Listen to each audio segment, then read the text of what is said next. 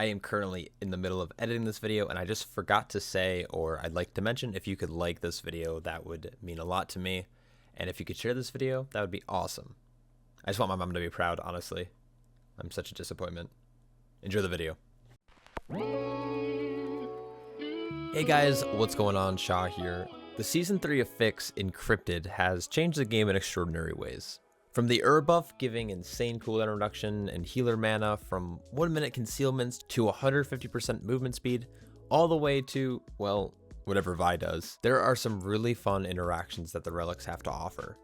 The Woe Drifter buff is obtained upon killing the ad and does a few cool things. First, it gives your group a buff for 1 minute, and this buff provides a 15% damage reduction, a 150% increased movement speed, and of course, a Shroud of Concealment, which in turn acts as a very powerful stealth. This buff has changed the dynamic of the linear dungeon routing that we've seen throughout Shadowlands so far. Today in this video, we're going to focus on the Woe Drifter Miniboss, and 3 of my favorite skips so far this season utilizing the Woe buff itself. Let's jump in. Number 3, The Other Side. The Mechagon skip in The Other Side is a pretty common skip that we've seen so far this season. The beauty of the skip is that it allows the group to skip some of the most inefficient trash in this dungeon, and instead groups can make up that percentage in Ardenweld. How we execute the skip is by pulling the 4RF Hound alongside one of the headless clients. In higher keys, I recommend pulling these 2 mobs out first to get some early DPS onto the trash mobs, since both the Mech Hound and the headless clients are going to have more health than the Woe Drifter, especially on fortified weeks. Once the Hound is around 70%, you'll want to tag in the remaining headless clients, and your group will focus down the Woe Relic.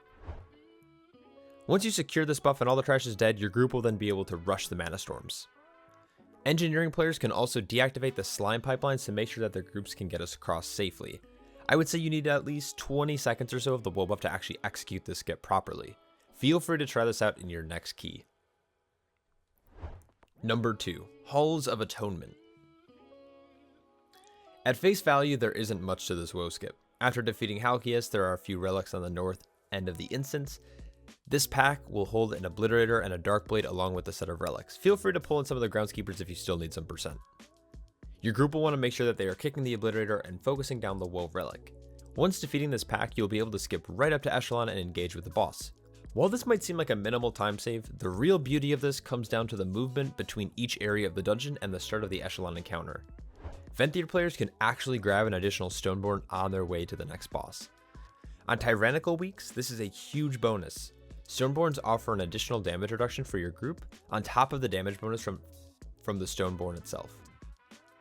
Next time you're revisiting this instance, make sure you try it out. Number 1, Tazavesh Streets of Wonder. This is a skip that I've talked about before in previous commentaries. You can find those videos in the description below. There are a ton of routes through Streets of Wonder, but this back-to-back Woe skip is one of my favorites of all time. There's a bit to walk through though, so we're going to tackle this one at a time. Right after the first boss, there's this relic pack located here. You can line of sight to make sure that the casters move back. Once you defeat the relic, you and your group are going to want to just put the pedal to the metal. In this route, you will be skipping all the way to the Oasis.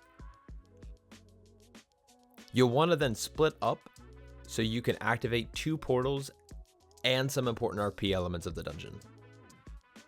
Your group uses this time to clear trash, but sometimes we'll go right into another Woe skip. This pack is located here. Your group will want to, once again, LOS the mobs back, focus down the Woe Relic, followed by the mobs, followed by the Woe Drifter towards the end of the pull. This will then allow your group to skip around and do the RP elements of the Oasis without activating any of the trash.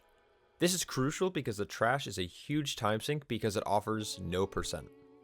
If your group is quick enough, the strong arm mobs, which fixate, will not spawn. Now, I want to clear something up.